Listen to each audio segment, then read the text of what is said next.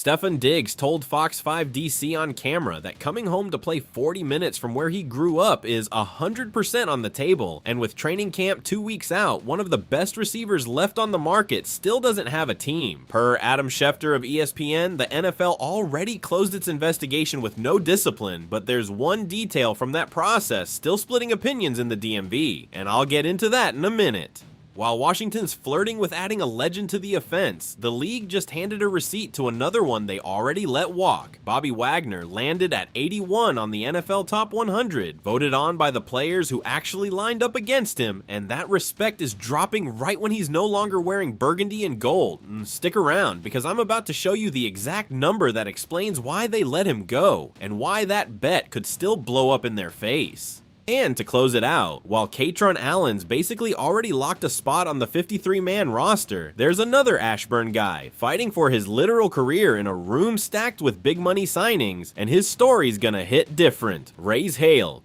Okay, let's talk about Stefan Diggs calmly, because this story has layers, and I don't want y'all getting lost in the Twitter noise.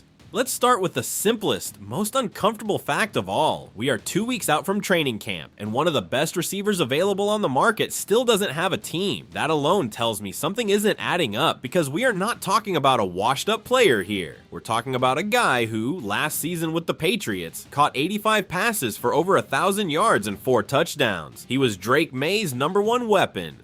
He helped New England go from worst to first in their division and reach the Super Bowl. Man, that's not decline, that's real production from a guy who played all 17 games. Now, I have to be honest with y'all about the uncomfortable part, because I didn't come here to give you fan service. Diggs faced allegations of assault, there was a cross lawsuit involved, and it all ended in a not guilty verdict back in May. The NFL opened its own investigation after that, and according to ESPN's Adam Schefter, they determined there was insufficient evidence for a personal conduct policy violation. No suspension, no league discipline. Legally, this is closed, and as an analyst, I have to work with what's verified, not what's still floating around online. Now, I get that for some of y'all, this still leaves a weird taste, and I'm not gonna tell you you're wrong for feeling that.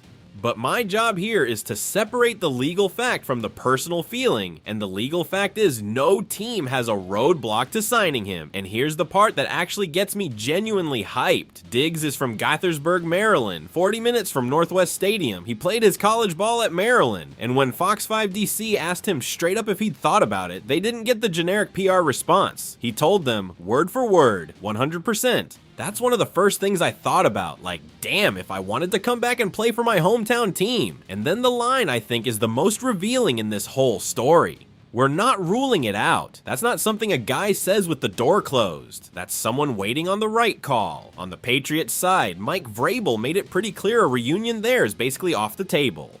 So Diggs' market is shrinking while we're talking, and for us as Washington fans, that's a real window. Look at this receiver room right now. Terry McLaurin as the WR1, no debate. And after that, what do you have? Antonio Williams, the third-round rookie out of Clemson who hasn't played a single NFL snap yet. Treylon Burks, who's been promising for 2 years without delivering consistency. Diami Brown, Van Jefferson, Luke McCaffrey. That's a group of unproven ceilings, not a group of guaranteed production. And Deebo Samuel is still unsigned anywhere, which tells me even the front office isn't fully sold on bringing him back. Look, I'm not one to call for panic over just anything, but when you've got a 32-year-old receiver with 7 career 1,000-yard seasons, a guy who led the entire league in catches and yards back in 2020 with Buffalo sitting available 2 weeks before camp, and that same guy is saying on television that Washington is a real possibility, that is a decision Peters should be evaluating today, not in August when it's already too late. David Latham of Last Word on Sports put it plainly this week.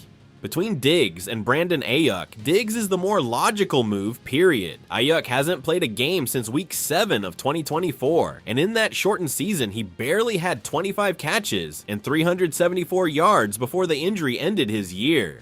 Diggs just came off playing healthy, full season, producing at a WR1 level for another team, and here's my opinion straight up no hedging, because that's what y'all come here for. If I were Adam Peters, I'd already have the phone in my hand. You don't need Diggs to be your WR1. McLaurin's got that locked down. You need him as that second receiver who knows how to win against man coverage, who can move from the slot to the outside without losing anything, and who gives Jaden Daniels a reliable option on 3rd and long that honestly doesn't exist on this roster right now. And don't come at me with signing Diggs takes reps away from Antonio Williams. Bro, Williams is a 3rd round rookie. He hasn't proven anything on a real field yet. Do you protect a rookie's development ego, or do you give your franchise quarterback the best possible arsenal in a year this team actually needs to compete for real? I know my answer. And honestly, the hometown story, the Gaithersburg kid coming back to play in front of the people who watched him grow up, that sells tickets, that sells jerseys, and it gives the DMV something genuine to get hyped about in a year. We're already carrying enough emotional weight with the stadium situation. Tell me down below, do you sign Diggs even if it means fewer targets for the rookie?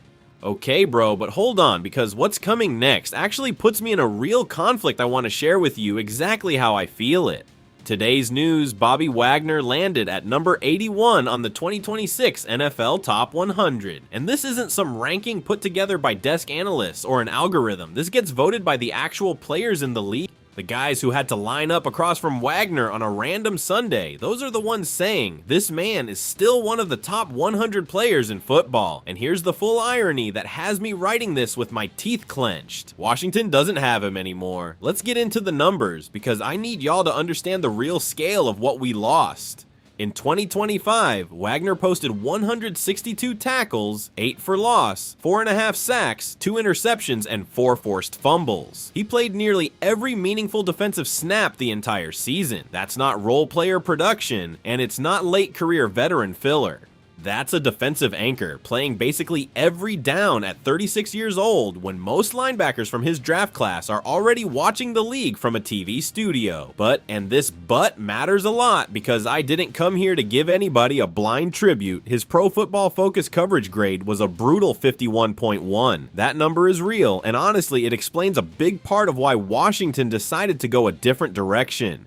We're not talking about an organization that made a mistake for no reason. We're talking about an organization that identified a specific measurable problem and acted on it with the kind of cold calculation a front office needs to have. Now here's the question that actually matters, and the one nobody's asking with the seriousness it deserves. Did they replace that production well? Washington's plan is Frankie Louvu taking on more communication and leadership responsibility, Leo Chenal coming in from Kansas City as a faster body in the box, and rookie Sonny Styles, the number 7 overall pick, walking straight into a battle for a starting role. Dan Quinn talked during OTAs about Louvu picking up responsibilities that, in his own words, kind of naturally deferred to Wags. Listen to that closely, because what Quinn is confirming without saying it outright is that Wagner was doing invisible work, reading the front before the snap, moving a teammate before the offense could exploit an edge. And that kind of work doesn't show up in any traditional stat line, but it shows up brutally when it's gone. My honest take, no filter.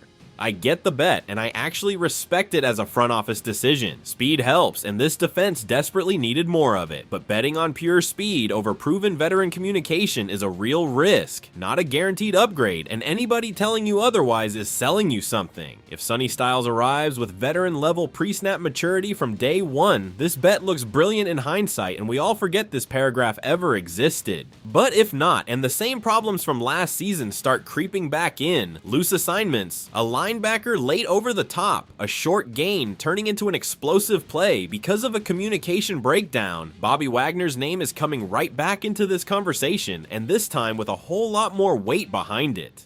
Washington bet on the future over a proven, verified present-day producer. Those bets sometimes work out perfectly.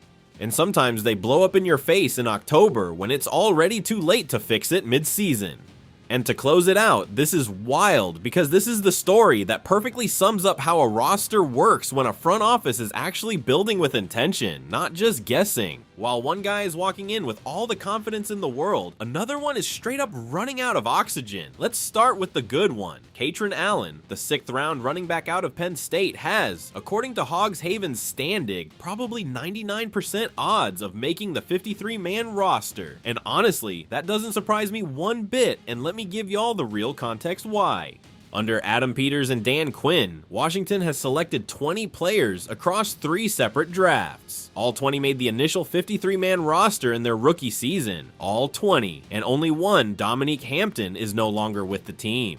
That's a talent evaluation track record almost no other front office in this league can match right now. And when that's your history, trusting a 6th round pick isn't just blind fan optimism anymore. It's a repeated, verifiable pattern. Allen comes in with a specific profile, 5'11", 216 pounds, Penn State's all-time leading rusher, 39 touchdowns across 4 college seasons. Assistant General Manager Lance Newmark described him with a line I loved the second I read it. Move the line of scrimmage pile push with a lot of defenders falling backwards as they bring him down. That fam is exactly what you need in a backfield committee where you already have Jackery Crosky-Merritt bringing explosiveness and Rashad White bringing reliable hands in the passing game. Allen isn't walking in to fight for the lead back role. He's walking in to be the short yardage specialist, the guy who comes in on 3rd and 1 and just converts, no drama, no excuses. And with Peters' track record of drafting late round backs who actually produce, remember Crosky-Merritt, 7th round last year, finished with 805 yards and 8 touchdowns as a rookie. This confidence isn't speculation, it's math built on results. Now for the other side of the coin, and this one stings a little more, because we're talking about a real person with a real career on the line. Javonte Jean-Baptiste, the 7th round edge rusher out of Notre Dame in 2024, is essentially buried, and Rigo's Rag didn't hold back with their headline, "Buried Beyond Saving." Jean-Baptiste suffered a torn pectoral muscle in week 4 last season that required surgery and limited him to just 3 games the entire year. Across 2 full seasons in the league, he's got 19 tackles, 2 sacks, and 254 total snaps combined. He's not a bad player. He's a player who never got the real opportunity to show more, because Washington's edge rusher room is completely stacked. And when I say stacked, I mean it. This offseason, Washington signed Odafe Oweh away from the Chargers on a deal worth up to $100 million. They signed Kelevon Chason from the Patriots. They signed Charles Omenihu from the Chiefs. They drafted Joshua Josephs in the 5th round. And they still have Dorrance Armstrong locked in as an established starter, plus Drake Jackson, Andre Carter II, DJ Johnson, and TJ Maguranyanga fighting in the mix too. That's basically 10 bodies competing for what's realistically 5 spots, maybe 6 if Quinn decides to load up that position group. The math simply doesn't work out for Jean-Baptiste, no matter how badly he wants it to. His only real path, according to Sports Illustrated's Philip Hughes, is forcing his way onto this roster through special teams and preseason disruption, not by going head-to-head for pass rush snaps against guys getting paid 8 figures. And this, to me, is the most honest lesson from all 3 stories today combined. This is not a roster that keeps guys around out of loyalty or unfulfilled potential anymore.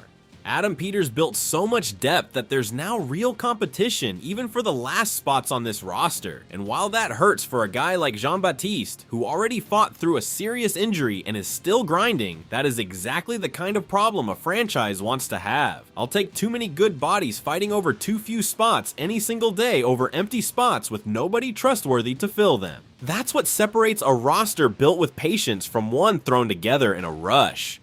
And that's everything I've got for y'all today, family. Look, across these 3 stories, there's one thread running through all of it, and I want you to hold on to this more than any single stat line. This organization, under Peters and Quinn, is making the hard calls with an eye on winning right now and building for later at the same time, which is the hardest thing to actually pull off in this league. Letting a respected veteran like Wagner walk hurts. And I'm not going to pretend it doesn't put doubt in my head, but it was done with a real plan behind it. Building so much depth that guys like Jean-Baptiste get squeezed out hurts too, but it's the logical, unavoidable consequence of having a better roster than last year. And the real possibility of bringing Stefon Diggs home to play in front of the people who watched him grow up in Gaithersburg. That's exactly the kind of story that reminds you why we ride with this team this hard, year after year, no matter how many times they break our hearts along the way. Washington is still building something real, bro, and y'all know better than anybody, every single offseason in this franchise tells a different story. This time, it's depth, it's tough decisions, and it's the chance to bring one of this region's most talented sons back home. If this video gave you something, drop that like, subscribe, and tell me down in the comments. Do you sign Diggs, yes or no? I want to read every single answer. I mean that. See y'all in the next one. Raise hail.